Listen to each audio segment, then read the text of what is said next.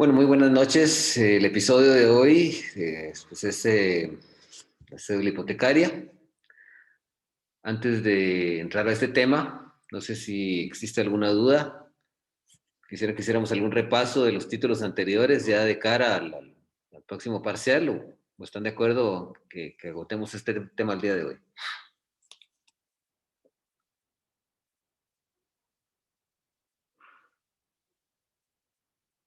Bueno,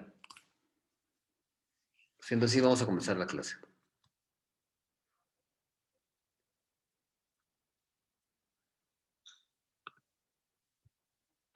Bueno, vamos a hablar un poquito de la cédula hipotecaria, ¿verdad? Que es un título bastante interesante.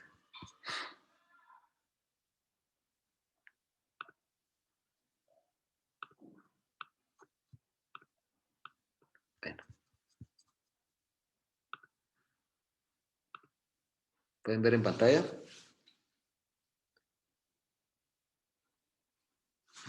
¿Pueden ver lo que está en pantalla? Sí, Lick, sí se puede ver. Bueno, hablen Sí, entonces, Lick. porque ustedes están dormidos ahí, hombre. Les pregunté si querían repaso y nadie contesta. ¿Qué pasa?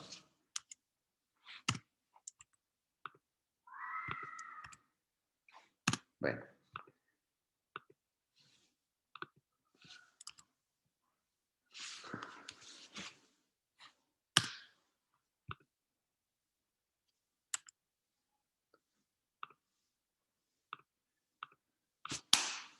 perdón.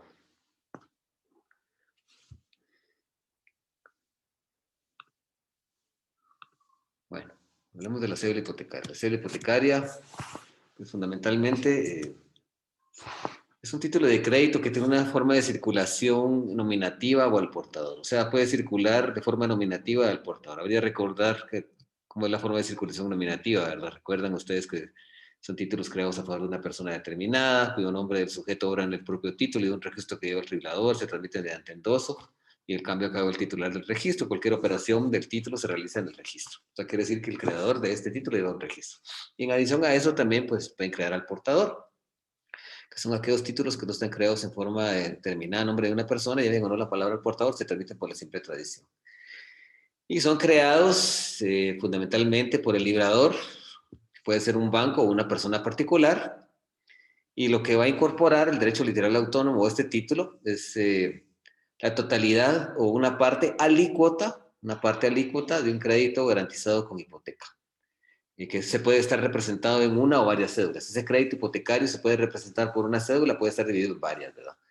Y que el librado o aceptante, que básicamente va a ser el deudor, lo va a pagar en un plazo determinado, garantizando hipotecario un bien en favor del beneficiario, que es un acreedor, ¿verdad? O sea, el hecho de tener un derecho real prendario, un derecho real de carácter hipotecario, y ese derecho literal autónomo que sea negocio jurídico unilateral, negocio subyacente de este título de crédito, permitiría eventualmente ceder, enajenar o hacer circular ese negocio de crédito con garantizado con hipoteca que va en el título.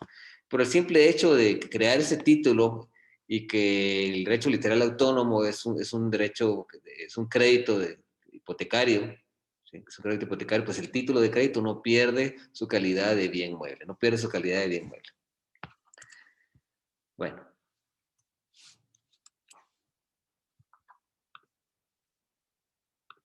Bueno, vamos a leer un poquito el Código de Comercio. Analizamos un poquito el artículo 605.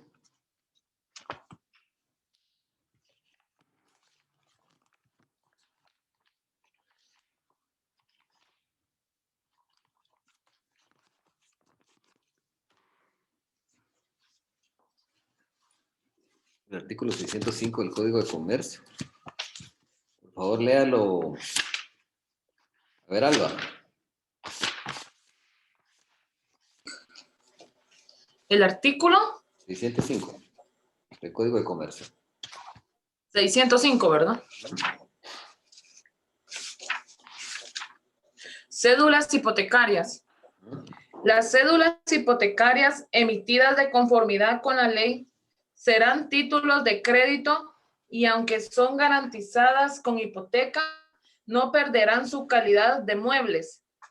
No se aplicarán las disposiciones del artículo 867 del Código Civil a la creación de cédulas hipotecarias por un banco o con intervención o garantía del mismo, en cuyo caso los avalúos efectuados por el banco servirán de base para determinar el máximo de la emisión.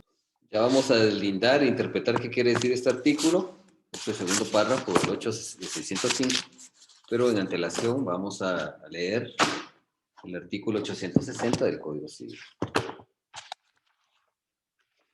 Y el artículo 860, la norma número 860 del Código Civil establece, dice, puede constituirse... El artículo 860 está derogado. No está derogado. ¿Base a qué decreto? Dígame. Bueno, del Código de Comercio. Estaba viendo aquí... No, estamos en el Código Civil. Estamos en el Código Civil. Pero perdón si me equivoqué, perdón, si dije el Código de Comercio. Código. Sí, es el Código Civil, disculpe. Sí, perdonen, si tal vez lo dije mal, es el Código Civil. Veamos el Código Civil. Bueno. Dice, estamos ya en el... ¿Ya sacaron su Código Civil? Bueno, entonces leamos el artículo 800. Ok, dice. Puede constituirse hipoteca para garantizar un crédito representado por cédulas sin que sea necesario que haya acreedor y emitirse las cédulas en favor del mismo dueño del inmueble hipotecado. O sea, que puedo yo hipotecar mi casa, crear las cédulas sin que exista un acreedor determinado. ¿Y que para qué? Para sacarla al mercado para que la adquiera alguien. Y puedo venir a hipotecar mi casa y crear 10 cédulas, ¿verdad? De 100,000 cada una, unas 20 de 100,000 cada una. Sí, van, son mentiras. Unas 20 de 10,000 quetzales cada una. Y saco entonces el crédito en cédula hipotecaria al mercado para que lo adquieran y ya tener por terceros acreedores cuando yo adquiera ese dinero. Yo soy el deudor. Y fundamentalmente siempre va a haber un banco que tiene que haber una institución financiera que administre el crédito. Eso lo vamos a explicar más adelante. Bueno, vamos a seguir. Vamos un poquito, vamos a avanzar un poquito.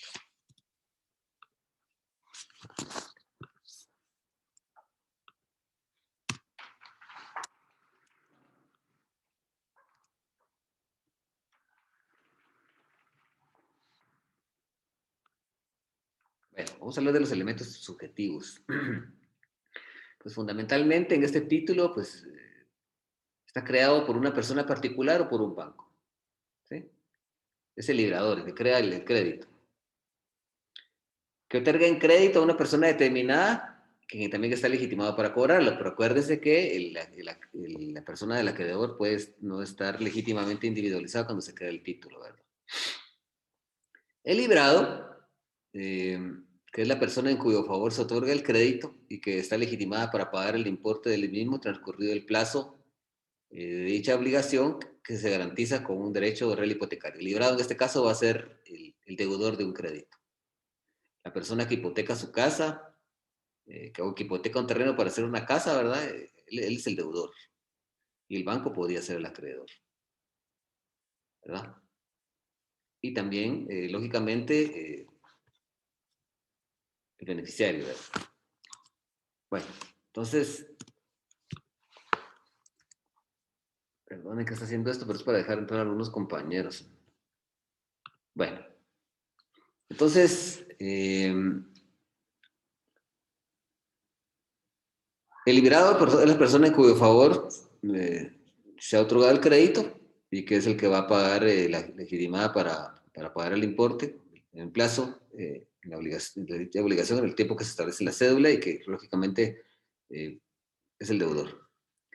El beneficiario, que es el sujeto que está legitimado para cobrar el importe del crédito y que puede ser el propio banco o una tercera persona de colocarse este título en el mercado bursátil. O sea que el banco puede ceder ese derecho. Agente financiero es la persona que se va a encargar de administrar la deuda, de cobrar los intereses, las comisiones, el capital. Y cuando habla de las amortizaciones, pues son las amortizaciones de capital, ¿verdad? Si nosotros analizamos el artículo 865, numeral 7, dice el nombre de la persona o institución a cuyo favor se hace la emisión en caso de que no fuera el portador o el propio agente si fuera a su favor. Y el número 6 dice, 865, numeral 6, dice, designación de la persona o institución que como agente financiero está encargado del servicio de la deuda, pago de intereses, comisiones o matrículas. Siempre tiene que haber un agente financiero. Regularmente va a ser un banco, una entidad de crédito, que se va a encargar de administrar la deuda. ¿Cómo así? Es que se va a encargar de recibir los pagos que va a proporcionar el librado, ¿verdad?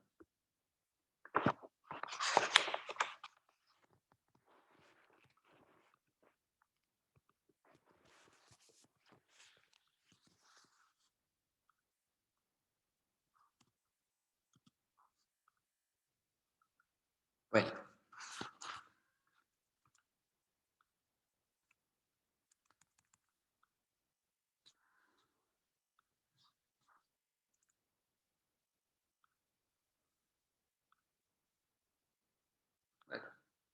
Vamos a establecer cuál es el derecho literal y autónomo. Pues el derecho literal y autónomo es el monto del crédito, el monto total del crédito, o una fracción del mismo, que va a estar representado por una o varias cédulas. ¿Sí? Artículo 865, numerales 1 y 2, dice: la hipoteca de cédula será constar en escritura pública que deberá contener los requisitos especiales siguientes. Antes de despedirse el título, se otorga la escritura pública, porque se debe inscribir el derecho hipotecario, el gravamen hipotecario en el registro de la propiedad de la zona central. Dice, el monto del crédito presentado por cédulas, dice, y el monto de cada serie, dice, la hipoteca de cédula será constar en escritura pública que deberá contener los requisitos especiales siguientes. El monto del crédito representado por las cédulas y el monto de cada serie si se emitieren varias, dice. Y de ahí dice el valor y número de cédulas que se emiten y la serie a la que pertenezcan. O sea que este es un título también que puede ser serial, porque se pueden emitir una o varias cédulas. Siempre del Código Civil, ¿verdad, Lick? Estamos en el Código Civil. Estamos en el Código Civil. Va, gracias. Ok. Bueno. ¿Cuál es el procedimiento de creación? Primero debe otorgarse un crédito garantizado con un derecho real hipotecario, o sea, con garantía hipotecaria. Eso se hace ante un notario en escritura pública, ¿verdad? Acto seguido, se va a inscribir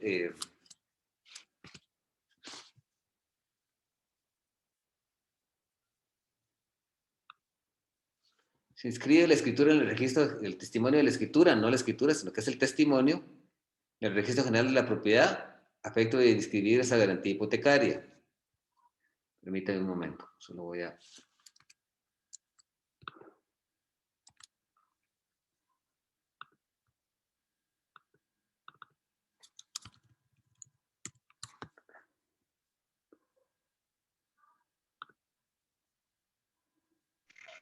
Permítame un momento.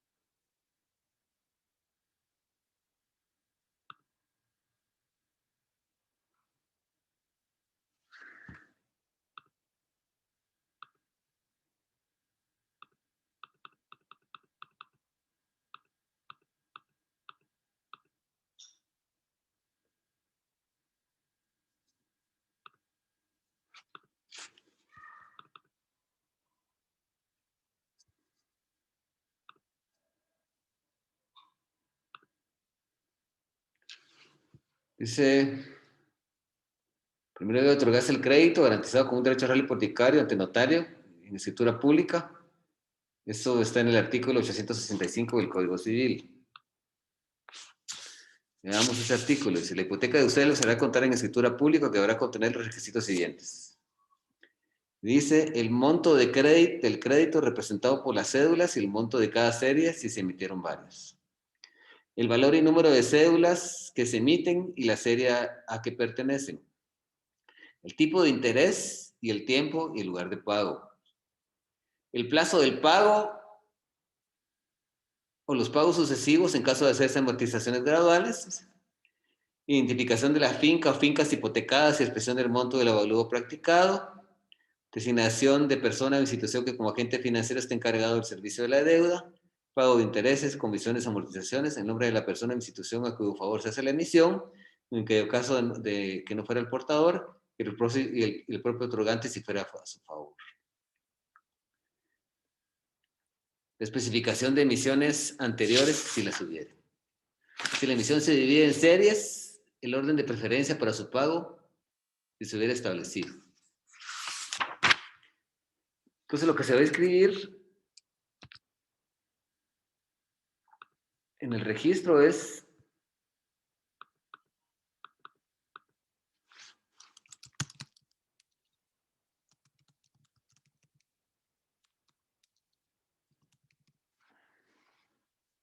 testimonio de la escritura. Pues acto seguido se inscribe el testimonio de la escritura en el registro de la propiedad para poder inscribir la garantía hipotecaria, ¿verdad? Una vez inscrita la escritura, se procede a crear los títulos de conformidad con el artículo 386, 866, 865 y 866.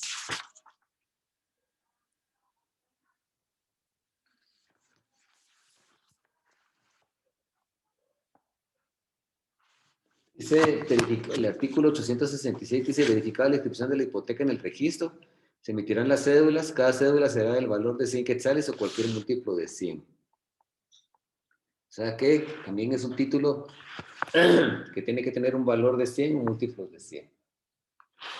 Veamos el 867, dice, el monto de la emisión de las cédulas hipotecarias no puede exceder el 75% del avalúo del inmueble hipotecado, practicado por volador autorizado bancario y aprobado por el Ministerio de Hacienda y Crédito Público. Pero si nosotros analizamos el código del segundo párrafo que habíamos leído, Código de Comercio,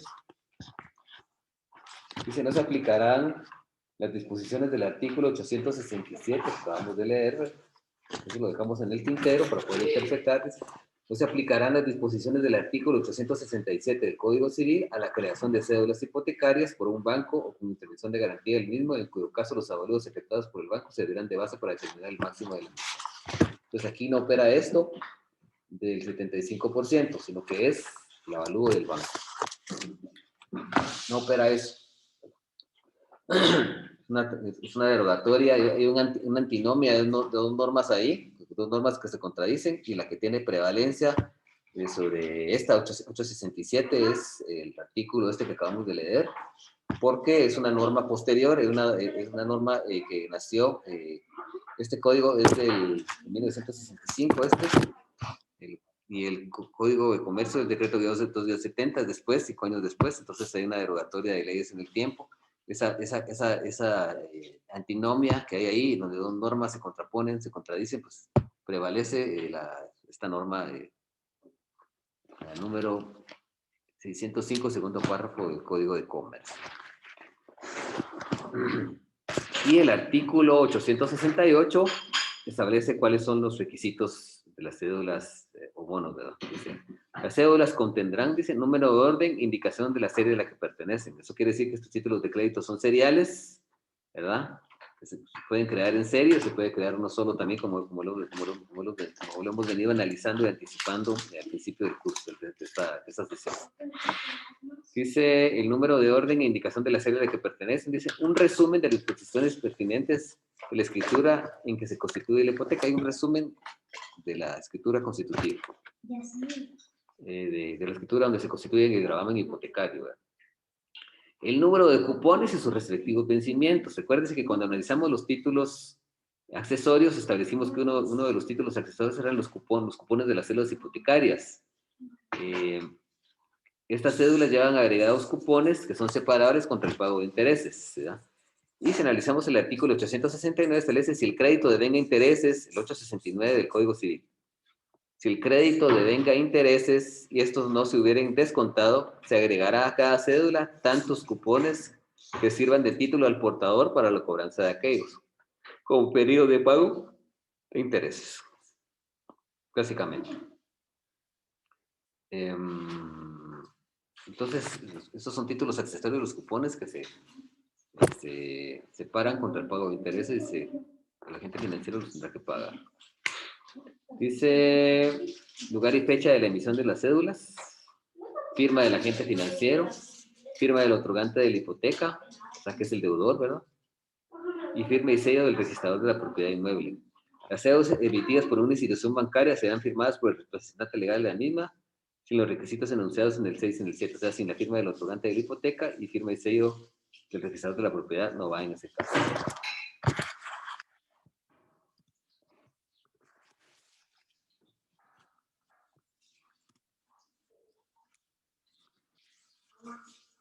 Esos son los cupones que veníamos analizando, ¿verdad? Que habíamos hablado de los cupones. Pues ahí está.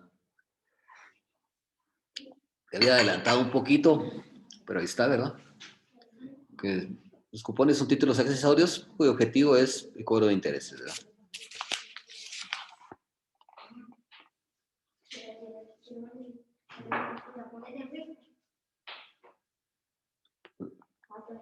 Aunque la cédula hipotecaria son títulos al portador los cupones, aunque la cédula hipotecaria sea nominativa, ¿verdad? Y sirven básicamente contra el pago de intereses, ese es el objetivo.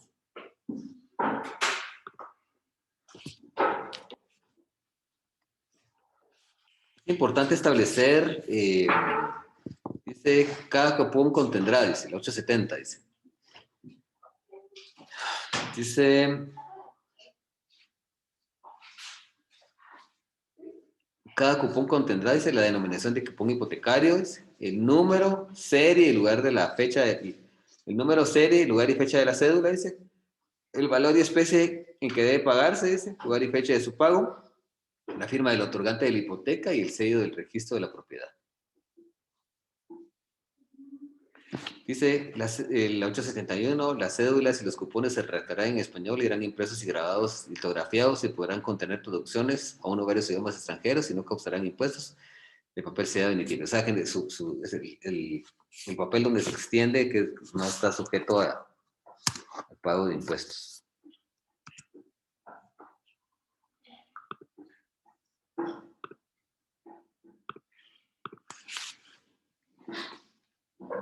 Bueno, aquí lo que veníamos recapitulando un poco lo que veníamos diciendo, ¿verdad?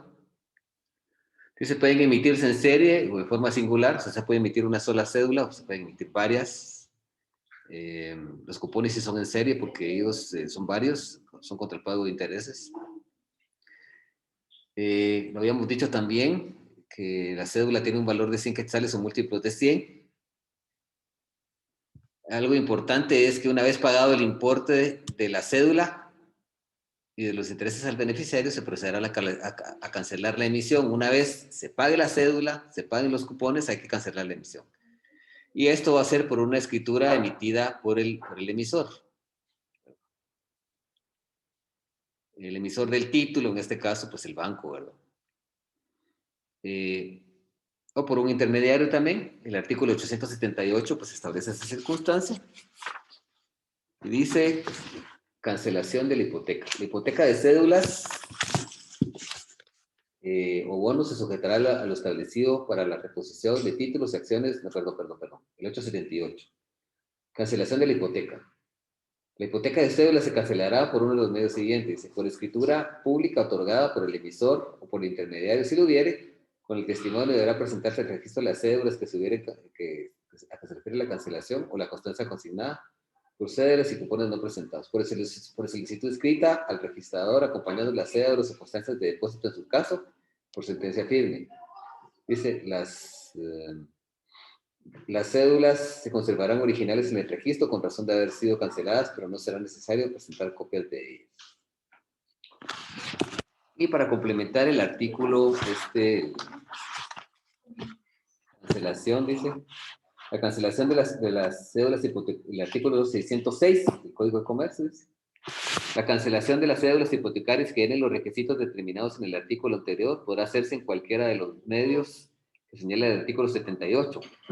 Pero la constancia de consignación exigida por dicho precepto, la constancia de consignación, es cuando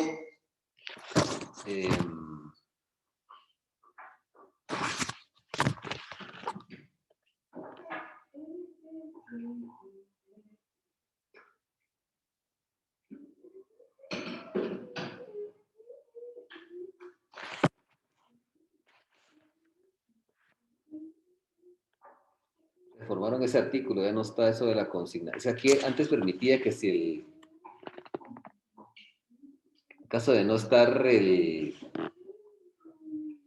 no poderse hacer, de no comparecer el acreedor a recibir el pago, se podía consignar ante un juez.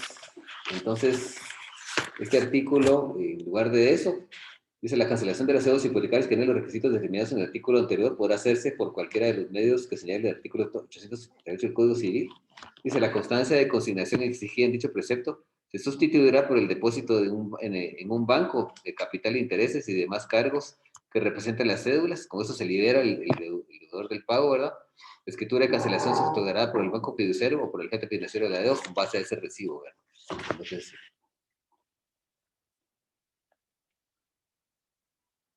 aquí está, dice: por escritura pública otorgada por el emisor. Dice: la hipoteca de cédula se cancelará por uno de los medios siguientes: por escritura pública otorgada por el emisor o por el intermediario, si lo hubiere, con el testimonio deberá presentarse el registro, se acompaña de la cédula, ¿verdad?, a que se refiere a la cancelación, o la constancia de consignación. Esto es, si por ejemplo el deudor no puede establecer, no puede encontrar al acreedor para poder hacer el pago, entonces se va a realizar un pago en consignación.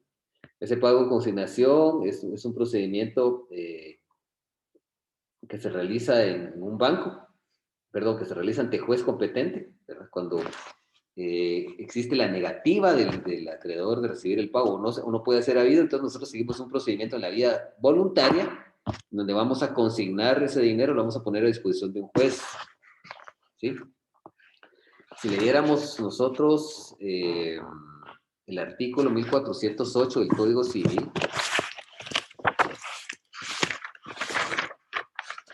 dice: pago por consignación, 1408. Se paga por consignación depositando la suma o cosa que se debe ante un juez competente. 1459 se procede a la consignación cuando el acreedor se negara a recibir la cantidad o cosa que se le debe, cuando el acreedor fuera incapaz de recibir pago y careciera de representación legal, cuando el acreedor no se encuentre en el lugar en que debe hacerse el pago y no tuviera en dicho lugar apoderado conocido, cuando fuera dudoso el derecho del acreedor y concurrieran otras personas a exigir el pago cuando el acreedor fuera desconocido, cuando la deuda fuera embargada y retenida en poder del deudor y éste quisiese exonerarse del depósito, cuando se hubiese perdido el título de la deuda, perdón, cuando el rematario o adjudicatario de bienes grabados quiere redimirlos de las cargas que pesan sobre ellos, en cualquier caso en que el deudor no pueda hacerse directamente el pago válido. Y el procedimiento de esto, pues lo han de haber visto con el licenciado Bichos, digo yo, me imagino, es parte del programa que les dio, en el artículo 568, el Código Procesal Civil y Mercantil. Dice: consignación. Cuando procede el pago consignación según la ley, el juez mandará extender recibo de la cosa consignada y ordenará inmediatamente su depósito en la Tesorería de Fondos de Justicia o en el Banco de Guatemala. Sus sucursales, agencias, según el caso, la petición se tramitará como incidente. Para que la consignación sea aprobada y surta efectos, es necesario que concurran todos los requisitos que para el pago sea válido en cuanto a las personas, objeto, lugar, modo y tiempo. O sea, todas las circunstancias que se establece para que el pago sea válido, para que pueda extinguirse o agotarse, que fueron las que leímos a continuación. Para que la consignación, dice: si se declara bien hecho el pago, se ordenará en el mismo auto de cancelación de las garantías y gravámenes, librándose los despachos que fueran necesarios a los correspondientes registros. En caso de contrario, se mandará devolver al deudor la cosa depositada. Dice: gastos y costas. Si el acreedor impugnare la consignación y fuere vencido en la posición que hiciere, los gastos de depósito y los costos judiciales serán a su cargo y serán a cargo del deudor si retirase el depósito o si la consignación se declarara improcedente. Si la cosa se hallare en el lugar a que él debe ser entregada, corresponde al deudor transportarle su cuenta. Aquellos presupuestos que vimos en el artículo anterior, que esos hay que probarlos, ¿verdad? Hay que probarlos ante el juez.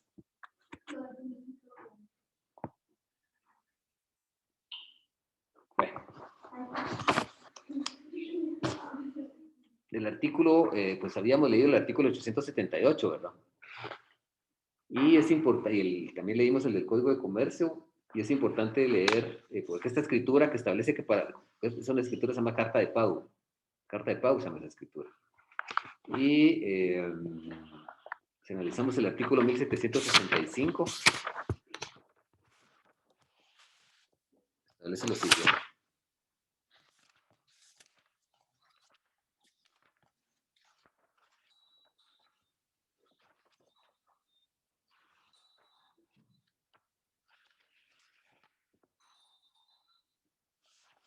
Dice, el pago hecho a uno de los socios administradores por un deudor suyo, que lo es también de la sociedad, se imputará proporcionalmente a ambos créditos, aunque el socio hubiera aplicado íntegramente en la carta de pago su crédito particular, pero si se aplicó el crédito a la sociedad, se cumplirá esta disposición. Este es el fundamento para establecer que no tiene nada que ver con lo que estamos viendo, pero sí tiene algo que ver con la carta de pago, porque aquí se menciona el término carta de pago.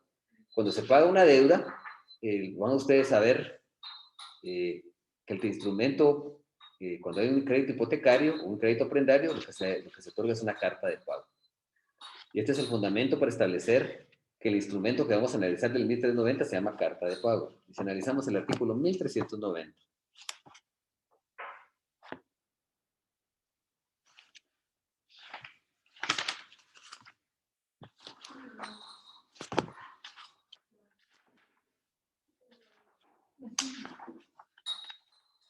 Dice, el deudor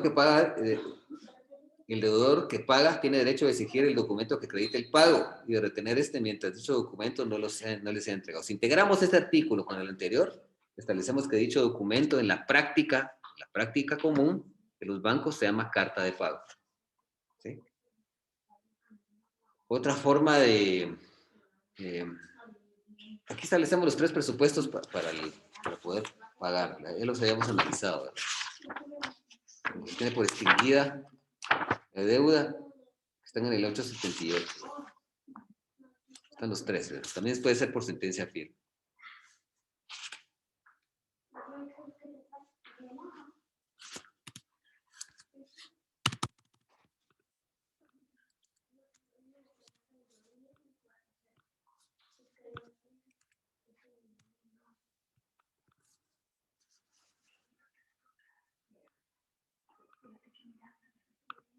Híjole, ahora.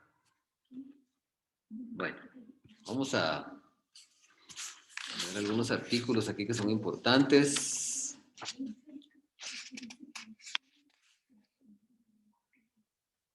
Ya habíamos leído el 860, ¿verdad? Ya habíamos leído el 860, disculpe. ¿Puede responder por lo menos alguno de los 40 que hay en sala de Yo conferencias? creo que no, Lic. Ya lo habíamos leído, ya se leído. Es el primero que leímos. Bueno, vamos a leer el 861. Dice, si son varios los inmuebles hipotecados, todos ellos garantizarán solidariamente el crédito y forman un solo cuerpo. Deberán unificarse previamente en el registro. Entonces, si se va a garantizar una hipoteca con varios inmuebles, entonces este artículo requiere como requisito sine qua non, como condicio sine qua non, que esos inmuebles deben unificarse antes de darlos en garantía hipotecaria. El 862 establece las propiedades que están en proindiviso, o sea, que aquellas que pertenecen a varias copropietarios. Copropiedad y proindivisión quiere decir que hay copropietarios. Las propiedades que estén en proindiviso de aquellas en que la nuda propiedad y el usufructo correspondan a diversas personas. Cuando estamos hablando de nuda propiedad y usufructo, estamos hablando de... Cuando hablamos del usufructo, establecemos que un sujeto ha constituido un derecho real un derecho real de mero goce, que se llama usufructo. Un sujeto que constituye usufructo sobre un bien, pues básicamente se reserva el usufructo para él o para otra persona, y la persona que explota el usufructo se llama usufructo. Si yo vengo y le vendo mi casa a mi esposa, por ejemplo, le vendo mi casa, o le vendo un terreno a mi esposa, le vendo a mi esposa no le puedo otorgar compraventa, está prohibido. Se la voy a vender a mi mamá. Bueno, mi mamá ya no vive tampoco. Bueno, se la voy a vender a don Jorge. Le vendo la propiedad, un inmueble. Y voy a constituir usufructo a favor, le voy a vender la nuda propiedad al licenciado Jorge, y le voy a vender el usufructo, voy a constituir usufructo a favor de Giselle Cepeda. Entonces, la propiedad aquí se divide en usufructo y nudo propiedad. Don Jorge es el dueño del inmueble, pero él tiene la nuda propiedad y el usufructuario es Giselle Cepeda. ¿Sí? En ese caso en particular, si don Jorge viniera, el licenciado Jorge le comprara el usufructo a Giselle, entonces él se confundiría la nuda propiedad con el usufructo, entonces él ya podría ser propietario pleno de esa propiedad. Entonces, en este caso en particular, dice las propiedades que estén en proindiviso y aquellas en que la nuda propiedad y el usufructo corresponden a diversas personas, como estamos poniendo el caso del licenciado Jorge y Giselle, se admitirán en garantía siempre que en el primer caso consientan expresamente el gravamen de la propiedad los copropietarios. Si vamos a dar en garantía, tiene que una copropiedad, tiene que haber consentimiento de todos los copropietarios. En el segundo caso, consentimiento del usufructuario, es decir, dice el Cepeda en este caso que nosotros ponemos en particular. El artículo 862 establece, dice, los propietarios, eso lo habíamos leído, ¿verdad? Propiedades grabadas, 863. No se admitirán en garantía las propiedades que se encuentren anotadas o grabadas ni las sujetas a condiciones suspensivas, rescisorias o resolutorias. ¿Qué quiere decir eso? Si existe un bien que ya está grabado con hipoteca, o que tiene una anotación de demanda, una anotación de embargo, eso no se puede dar en garantía, ¿verdad?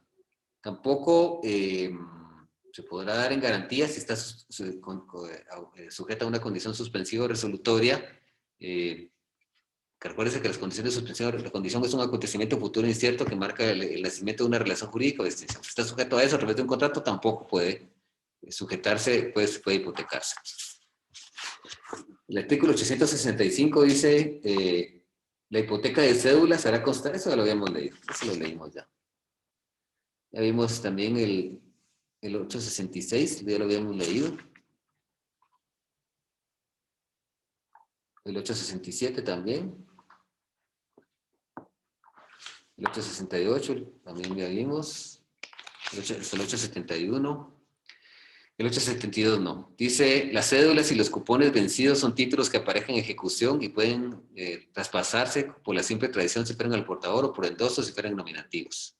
El endoso no hace responsable al endosante y se reputará auténtico mientras no se puede lo contrario. Este artículo es el fundamento para que nosotros determinemos en estos momentos, a través de una operación exegética, una exégesis interpretativa de ese artículo, de que este título de crédito puede ser, tiene una forma de circulación al portador o nominativo.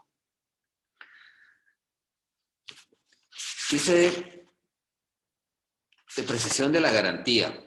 Si la finca hipotecada desmejorar el valor y se teme fundadamente que pueda llegar a no cubrir las responsabilidades hipotecarias, es decir, el pago del crédito y los intereses, los tenedores de cédulas que representen por lo menos el 25% de las no pagadas podrán pedir al juez la venta del inmueble aunque el plazo no esté vencido, a menos que el deudor amplíe la garantía de conformidad con los dispuestos del artículo 445, de lo cual será notificado la persona encargada del servicio de la deuda, que es el agente financiero.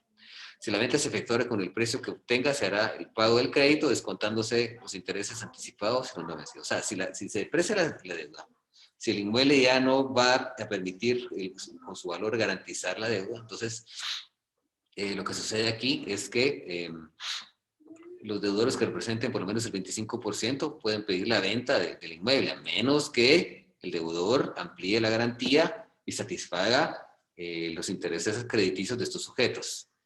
Si la venta se hace, tiene que ser por el precio que tenga el crédito para poderlo cubrir. Dice intervención del inmueble. Si el poseedor de la finca hipotecada no cuidare y atendiere como es debido dentro de una prudente administración, los tenedores del 25% de las cédulas no redimidas, o sea, no pagadas, o la institución encargada del servicio de la deuda, que es el agente financiero, podrán pedir que se ponga la finca en intervención. El juez, con justificación de los hechos, nombrará interventor. La intervención es una providencia cautelar cuyo objeto es asegurar las resultas de un proceso. El embargo con carácter de intervención se puede constituir sobre locales comerciales, se puede constituir, en este caso, pues es sobre una finca que me imagino yo que alguien está administrando, que tiene ganado, que produce, o sea, produce alguna renta que es importante. Y eso tiene su fundamento en el artículo 529 del Código Postal Civil y Mercantil. Es importante citar primero el 527 que dice: podrá decretarse precautoriamente el embargo de bienes que alcancen a cubrir el valor de lo demandado, intereses y costas, para cuyo efecto son aplicables los artículos referentes a esta materia establecidos para el proceso de ejecución. Pero la intervención es un embargo con carácter de intervención, y el artículo establece, dice: cuando las medidas de garantía recaigan sobre establecimientos o propiedades de naturaleza comercial, industrial o agrícola, podrá decretarse la intervención de los negocios. Podrá decretarse asimismo la intervención en los casos de condominio o sociedad, cuando es una propiedad indivisa, un condominio, a los efectos de evitar que los frutos puedan ser aprovechados indebidamente por un condueño en perjuicio de los demás. El auto que disponga de la intervención fijará las facultades del interventor, que se limitará estrictamente indispensable para asegurar el derecho del acreedor y de los del condueño, permitiendo todo lo posible la continuidad de la explotación. Observando el derecho del acreedor, se decretará de inmediato el cese de la intervención. Asegurado el derecho de él, cese de la intervención, que es el monto de la deuda. En este caso en particular, cuando se da la intervención del artículo 874, es porque se establece que hay una finca y esta no está atendiéndola al poseedor que la tiene en su administración. Se establece que está vilipendiando ese bien y que está próximo a caer en estado de no responder a la garantía, que está teniendo un desvalor, un valor que se está demeritando. Entonces en ese caso es importante la intervención. La intervención con el objeto de rematar la finca, pero ese es el objetivo. Dice repartición del precio de remate. Cuando el precio de remate no alcance a cubrir la totalidad de la primera hipoteca, se repartirá prórrata entre las cédulas correspondientes. Pues hay varias cédulas. Entonces, si eran 100,000 quetzales y solo tenemos 50,000, pues hay que distribuir a prórrata los 50,000 entre todas las cédulas para tratar de cubrir equitativamente en algo la deuda que no podrá pagarse en su totalidad, ¿verdad? Con el cines, esto ya lo habíamos visto, esto era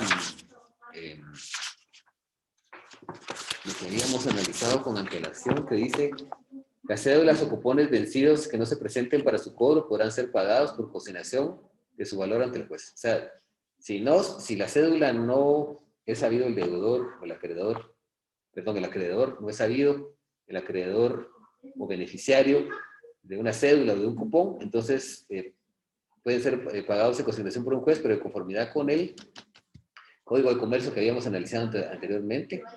El Código de Comercio establece que eso debe depositarse en un banco y que el comprobante de depósito surte los efectos de esta consignación.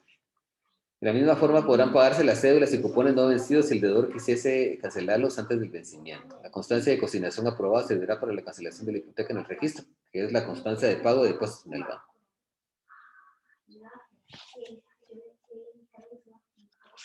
Dice: la reposición de las cédulas o bonos se asegurará a lo establecido para la reposición de títulos o acciones de sociedades anónimas. Vamos a analizar en el futuro reposición de títulos de crédito. Este artículo tiene que ser derogado porque establece que este procedimiento de poder reponer los títulos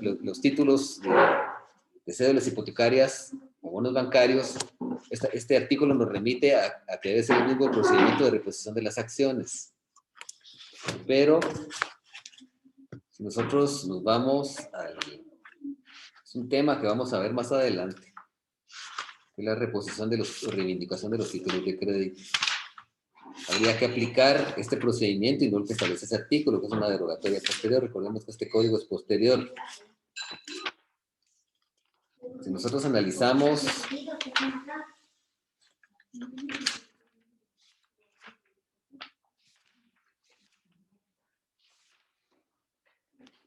dice el capítulo 3 regula la reivindicación o reposición de los títulos de crédito y habla de la reposición de títulos nominativos, de reposición de títulos a la orden, y ahí está el procedimiento. Pero no lo vamos a analizar ahorita porque no es todavía parte del curso, lo vamos a ver en un futuro.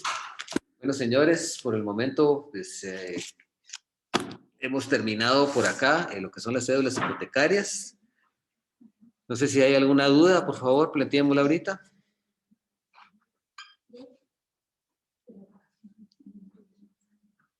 ¿No la hay? Bueno, licenciado Jorge, ¿quisiera hacer usted alguna acotación con respecto a las cédulas hipotecarias? No, Lic, buenas noches. No, Lic, no tengo ninguna acotación al respecto. Agradezco, licenciado, muy fino siempre por sus intervenciones que son tan importantes. A ver, Giselle Cepeda, ¿alguna acotación con respecto a su actividad en bancos? ¿Usted pudiera, respecto a la cédula hipotecaria? Buenas noches, Lick. Realmente, fíjese que no en esa área, sí no tengo nada de experiencia, Lick. Perfecto.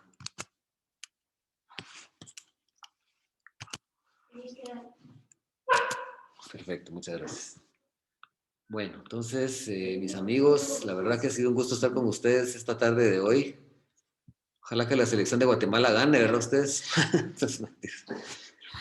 Pero bien, para mí ha sido un gusto estar con ustedes esta tarde. La verdad es un verdadero honor siempre estar con ustedes y que ustedes pues manifiesten sus inquietudes.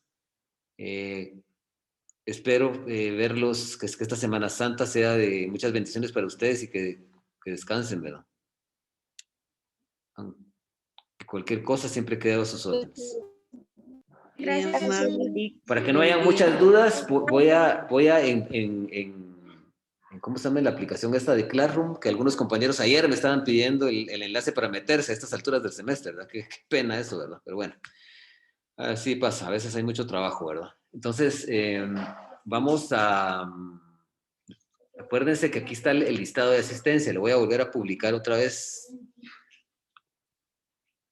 Ahí les queda otra vez para los que no se han anotado. Les quiero indicar que los contenidos que vamos a examinar, reiteramos, letra de cambio, cheque, modalidades de cheque, pagaré, vale, el certificado fiduciario y bono bancario. Lo que vimos, la factura cambiaria, las obligaciones sociales o debentures y la cédula hipotecaria no la puedo examinar porque realmente no sería un examen objetivo. Creo que es demasiado el contenido. A menos de que ustedes en este momento me manifiesten mejoralmente que quieren que los examine eso, con todo gusto. Pero yo creo que la lógica nos empuja a establecer que ustedes dicen que no, ¿verdad? Así es, Lick, no. Bueno, entonces, les deseo todo lo mejor. Quedo a sus respetables órdenes, mis distinguidos amigos, mis distinguidos alumnos. Y cualquier cosa, pues estoy a sus pies. Si hay algunas dificultades para subir la tarea o algo, pues me avisan, pero creo que ayer me subieron algunas tareas los del otro semestre y no hubo ningún problema. Así que cualquier cosa quedo a sus órdenes. Tengan una bendecida noche. Feliz noche. Noches, Lick. Feliz noche. Feliz noche, Lick. Buenas noches a todos.